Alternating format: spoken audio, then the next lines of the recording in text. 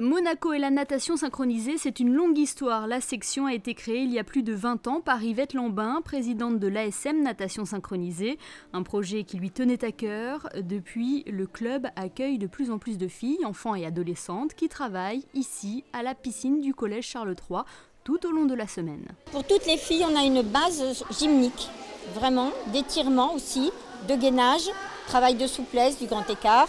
C'est une des figures dont nous avons besoin tout le temps. Et ensuite, tout ce qui est abdominaux, fessiers, vitesse, travail sur les énergies aussi, sur les sensations corporelles dans les énergies. Et puis après, on évolue dans l'eau avec une base de natation, c'est-à-dire qu'on leur apprend quand même les 4 nages en synchro. Et ensuite, vers un travail technique spécifique. Cette discipline est à la fois collective et individuelle puisque les nageuses peuvent aussi bien la pratiquer en solo, en duo ou en ballet.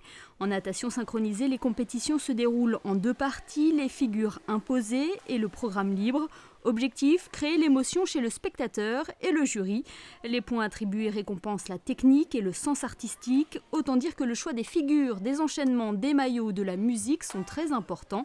Avant de réaliser la chorégraphie sous l'eau, les filles revoient leurs mouvements à sec, c'est-à-dire en dehors de la piscine. C'est une mise en place de leur image mentale. Donc elles se remémorent d'une part la chorégraphie et ensuite elles l'adaptent à la musique. Donc elles travaillent sur les énergies dans la musique sur des temps donnés. En solo un petit peu moins, mais en duo et en équipe, tous les ballets sont comptés, vraiment précisément comptés et à tel moment on a tel mouvement et pas un autre. Et parmi ces filles prometteuses, l'ASM Natation Synchronisée en possède une d'expérience. Il s'agit de Sophie Potel, 3 fois championne de France avec le club de la Principauté. Elle se prépare pour le prochain Open Make Up Forever, une compétition élite internationale qui se déroulera en mars à Paris.